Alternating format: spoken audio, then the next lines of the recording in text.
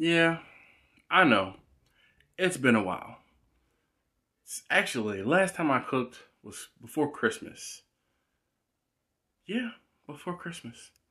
It's now February. So today, I have chicken wings. I have lamb. I have pork shoulder. I have salmon. I have ribs. And last but not least, I have brisket. Should make for an interesting cook. Get ready.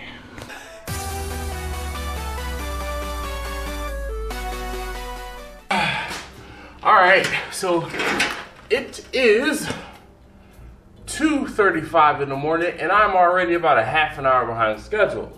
So in this video today, I'm going to be using Bessie with wood to cook the aforementioned items that I talked about earlier.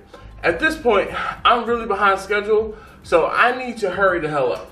And in typical Dash fashion, I didn't clean the ash out of the bottom of the smoker from my last cook, which I told you guys the last thing I cooked was right before Christmas.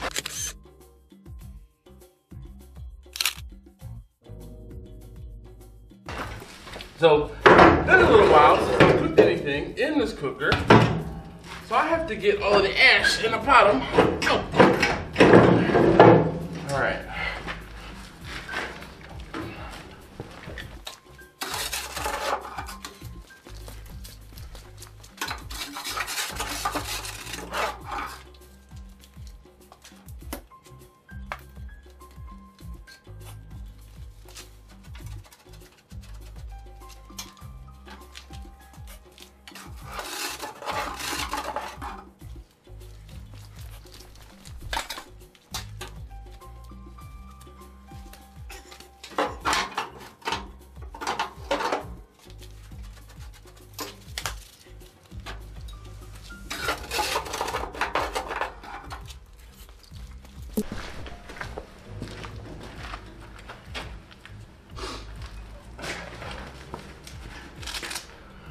All right, so now that the ash is gone, I have two risers because the one riser I have in here burnt out.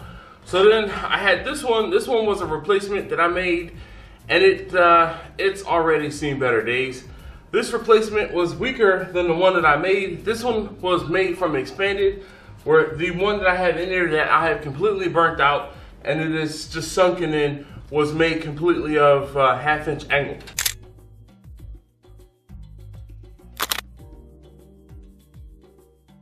So, that being said, because of the fact that I pretty much said that I was retiring Bessie, I did not worry about making a new riser, but desperate times call for desperate measures.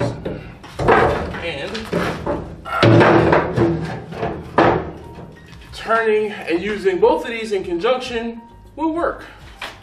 All right, so now I have to get Bessie loaded up, and all I'm gonna do is fill the firebox full, get the fire going, and get my meat prepped.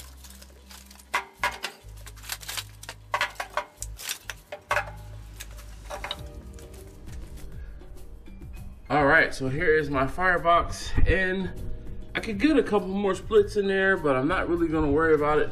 At this point, I'm just gonna get the fire started. All right, so now that I have my firebox full, I'm going to say hello to my little friend. This is Beavis. I call my grill gun Beavis. Fire, fire, fire, fire. You can get yourself one of these from grillblazer.com. It's not the cheapest way to get a fire started, but it is the most fun. Oh, by the way, I have a coupon code and a discount for grillblazer.com. I will leave the link on the screen, as well as if you click the more down in the description, you'll find a link that you can click through and get yourself a discount.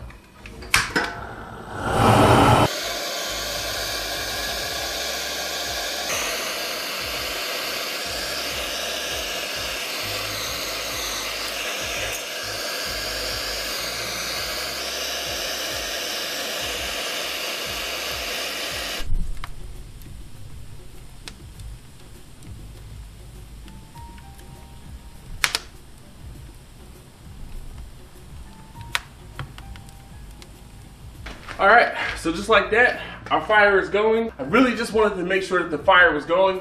As you can see, I have a lot of smoke billowing from the cook chamber. I'm gonna get the inlets, which are on the side, open all the way up so my fire gets raring. I will basically use this opportunity for the smoker to come up to temperature and get higher in temperature than I wanted to, so that I can help clean out the smoker prior to me getting my food in here. So at this point, I'm gonna stay out here for another 3 to 5 minutes, make sure that my fire is in fact started before I go into the house and get all of the food seasoned and prepped to come back out here. Once I have the food seasoned prepped, I will be back out here. I need to speed up this cook. It is now 2:48. So I am again behind schedule. So like I said, wait for a few moments, make sure that everything is settled as far as the fire actually starting. Then I'm going inside and I'm going to prep my briskets, my pork shoulder, and my ribs, bring them out here, get them started. And then I have salmon, lamb, and chicken wings to cook. I might end up cooking the chicken wings in Vicky, and the salmon and the lamb I can cook on Bessie while I have the pork shoulder and the ribs cooking. I don't think I'll have enough room to cook the wings on Bessie while I'm cooking the briskets and the pork shoulder and the ribs. So I know because a few of you are gonna ask, this is the setup inside of the smoker. So I have both of the shelves up high right now just to move them out of the way. And I put water pans down at the bottom. I told you guys before that the base water pan that's in the bottom of Bessie has not rusted out, but I don't know if you can, there's a hole there, so any water I would put in will leak right out. So I basically burnt through the water pan, the built-in water pan in Bessie. So what I did was I used some aluminum pans, catering pans, from a suggestion from one of you guys, and it's been working. So now that also doesn't stop the bottom that is completely rusted out, but she still works. So until I can afford a new cooker, Lone Star Grills, I'm looking at you. Please help a brother out. I need a double door cabinet. I'm just saying, Chris, please help a brother out. Anyway, I am, like I said, gonna go head back into the house and get my briskets, pork shoulder, and ribs seasoned and brought back out here. I'll see you guys in a few moments. 1 hour later. Okay, so I am back out at Bessie, and it is 3:55. So I am I'm a good hour behind schedule. I really wanted to have food going on at about 3 o'clock. So at this point, what that means is I need to get going. So I'm not gonna be doing a whole bunch of talking. Doing more showing than I am talking, but let me show you guys something real quick. So I put a piece of foil down on my shelf here to keep the shelf clean. It's much easier for me to clean off this piece of aluminum foil than it is to clean my shelf, especially during the winter when I can't run the hose from my house to the garage because, frankly, the hose is frozen. So today just so happens to be a good day, or it is a good day, where it's warmer than normal, and it's in the low 40s. I can still see my breath. All right, so I have this first shelf out.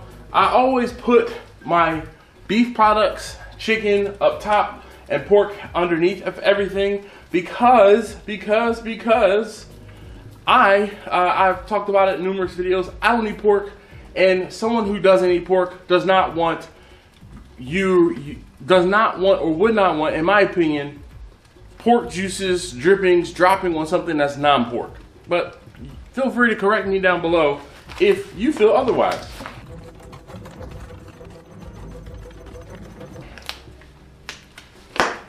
But that's why I put beef and other things, non-pork, higher up in the smoker than I do anything else.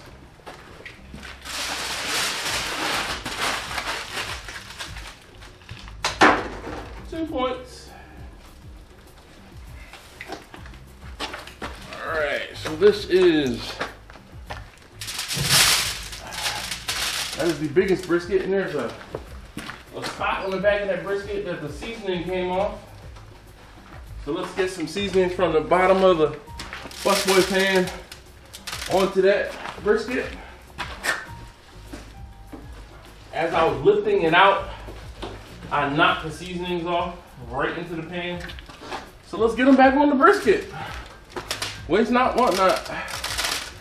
All right, that looks much better. Now that is the biggest brisket, and you like that patented grab technique. And this is the second biggest brisket. Much better that time.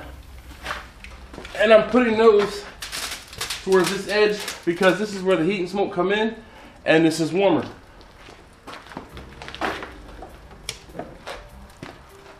So smaller brisket is gonna go in the back, and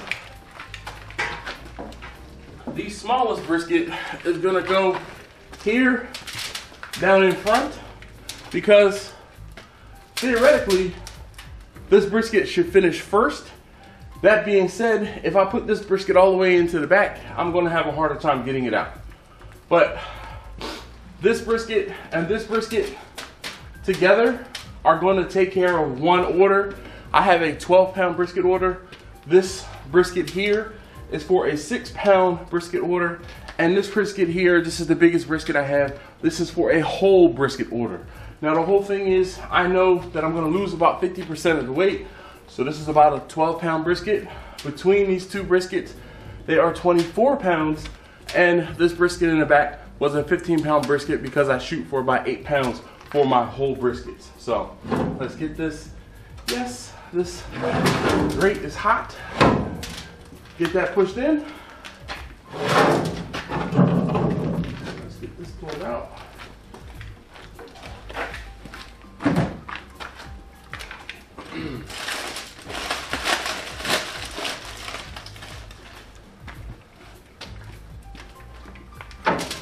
Just gonna lay these ribs down this way.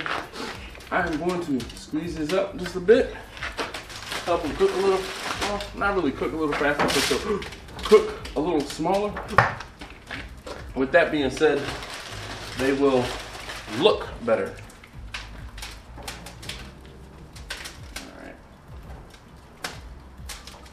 All right, so there's my ribs.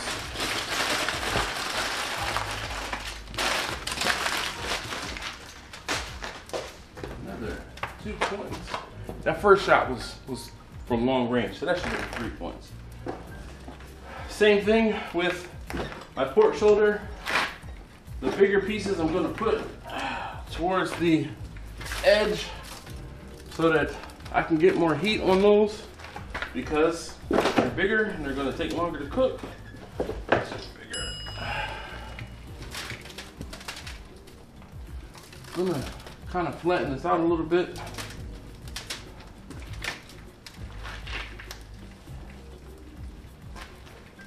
Now I always cook with everything fat side up. You guys let me know how you cook your briskets and your pork shoulders down in the comments below.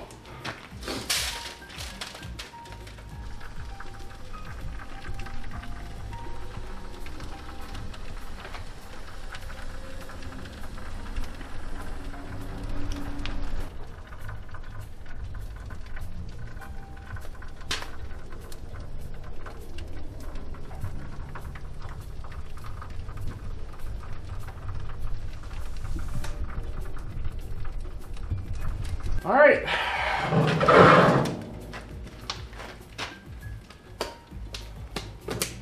Now, to be patient and let the cooker do its thing, I'll see these in a few hours. Time check, 4:01 a.m. So at this point, you guys have seen me get the briskets, pork shoulder, and ribs loaded into Bessie. Now I have to turn my attention to fire management. So let me show you guys what I have going on. Here is a decent inside the firebox, and I have a decent fire in there right now. I don't really need to add any wood. And my intakes, you see my intake here is pretty decent. Now, because I have the door open, this fire is gonna start raging in a second. So I'm not gonna be talking here for long, but at this point, what I will do is probably add 1 split to the fire just so I can go ahead back in the house. I have to clean up inside of the kitchen and I don't wanna have to worry about this fire while I'm in the house.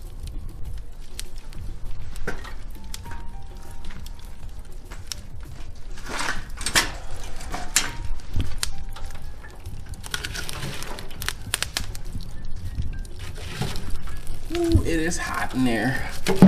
And again, just like I said, 1 split because there's 1, 2 splits that are pretty much unburnt as of yet. So I can set this in here and watch the temperatures come down a little bit and get my kitchen cleaned up.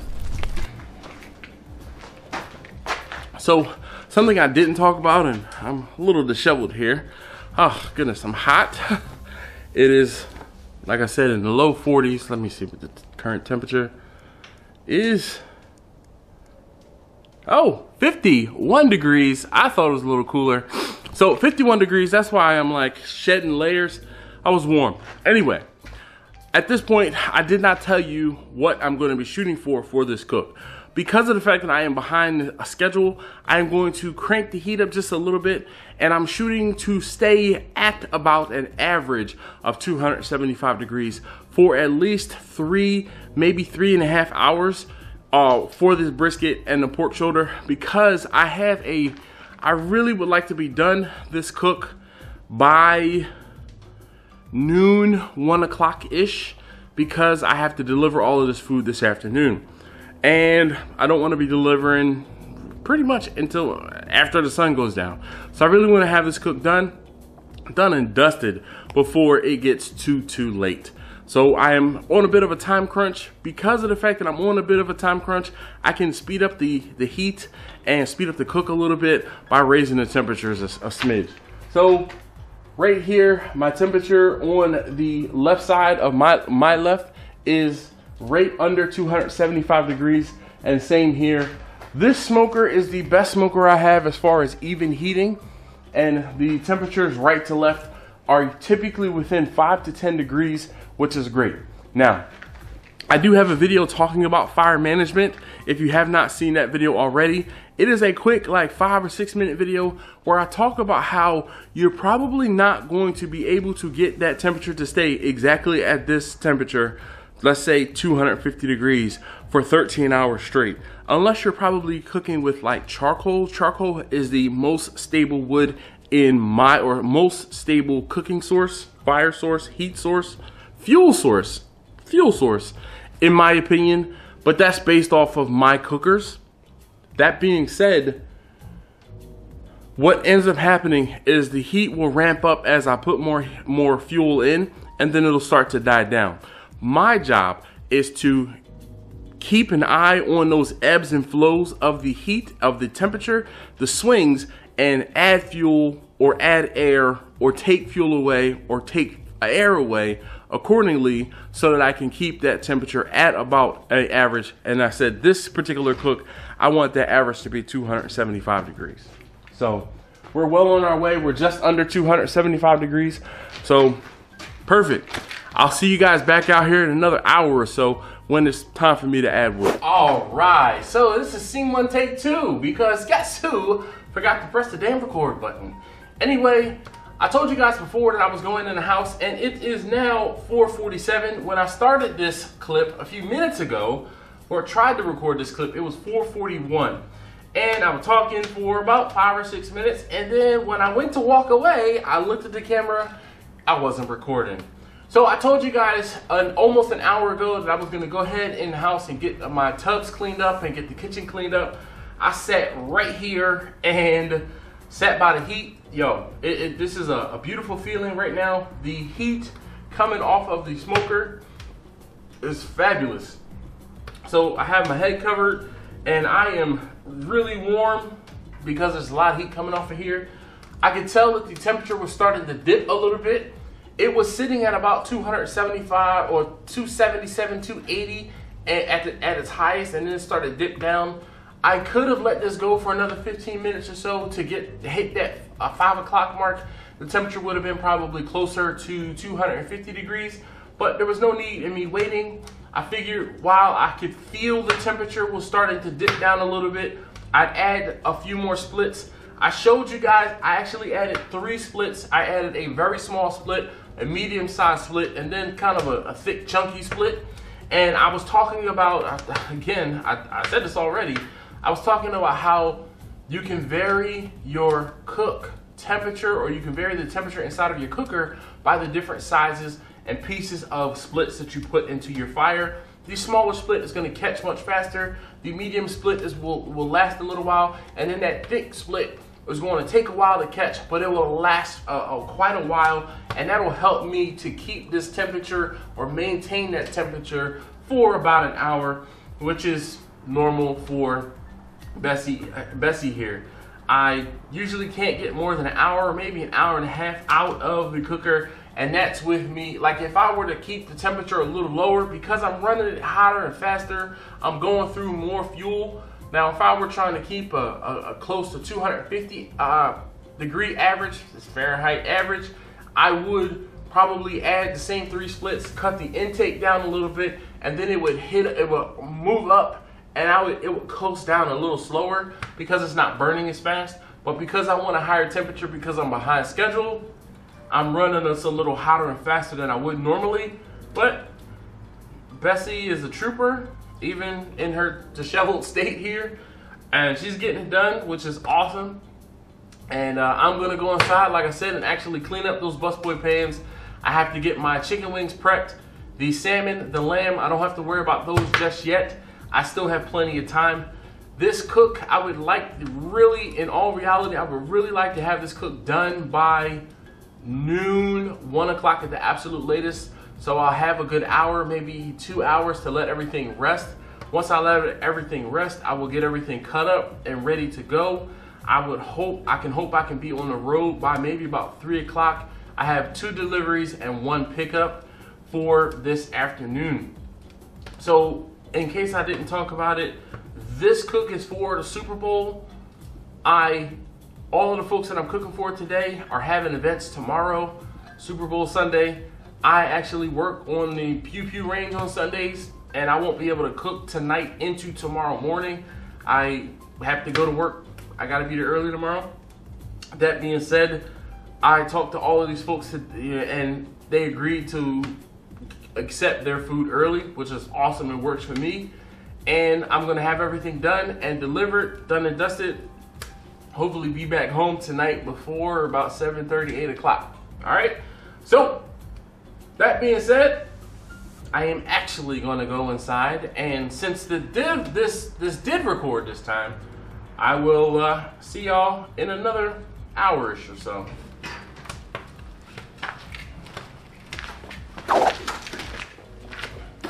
Okay, so because I'm running the smoker a little hotter and faster, because I am behind schedule, I'm trying to make up some time. I am only getting about 45 minutes out of the splits that I put into the cooker. So it is, let's see, current time check, 5:27. And I checked before I sat down in the house. I just got the busboy pans washed. I got the sink cleaned out. I got the fat that I cut off the briskets cleaned up, the silver skin off of the ribs, and the fat that I cut off of the pork shoulder all thrown away and cleaned up. Kitchen is clean. Dishes are done. Now it's time to focus back on this fire. So I'm gonna put a thick boy up in here so we can have a little bit of time. And then I'm gonna put a smaller split up in there too. I normally like to vary the sizes of the splits so that I can have a split that catches kind of quickly, and then a split that'll do some long haul cooking for me. But still, I seem to only be getting 45 minutes. So I am going to check this in another 45 minutes or so when I look at the temperature and I see that it's gone down. So my probe inside of here runs about 10 to 15 degrees lower usually than what I see on my Tell True thermometers, because it's a little lower in the cooker. That being said, I can use this, my wireless thermometer, long range wireless thermometer, and if you haven't or don't use long range wireless thermometers, I highly recommend them. Down in the comments below, I have a list of like a few, and when I say a few, it's a good few, of my favorite barbecue toys and tools that are a godsend. And I use these, I've had these between the Ivation and the ReadyCheck long range thermometers. Highly recommend them. I can monitor the temperature out in the cooker as well as whatever it is I'm cooking while I'm inside my house. All of you guys, or some of you guys, probably won't need the same distance I do, but better to have the distance or the ability to have distance and not need it than need it and not have it. Anyway, again, you can find the links to those things down in the description below. So as you can hear, the wood is getting caught up there. We got... I said, oh Lord Jesus, it's a fire. We got fire going on in there.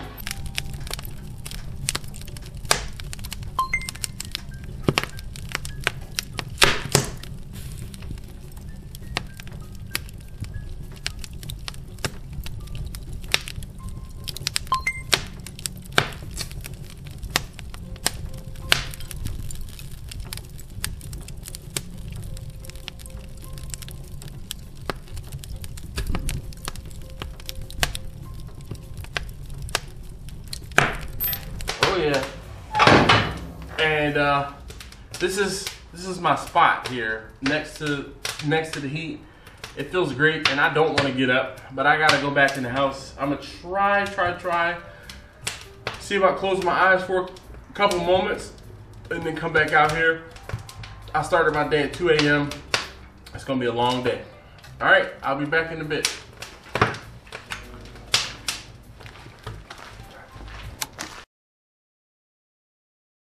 Okay, and what are you gonna say? Make sure you subscribe. Okay. Give a thumbs up. All right, so let's try this again. It's subscribe. Make sure you subscribe. Make sure you give a thumbs up if you like. Bye. All right, so that was my daughter. She always wants to help whenever she catches me filming the video. So just like she said, if you haven't already, please do subscribe. If you like what you saw, if you learned something, please leave me a thumbs up down below. And leave a comment, if you have any other questions. And I'll see you next time. More water, baby.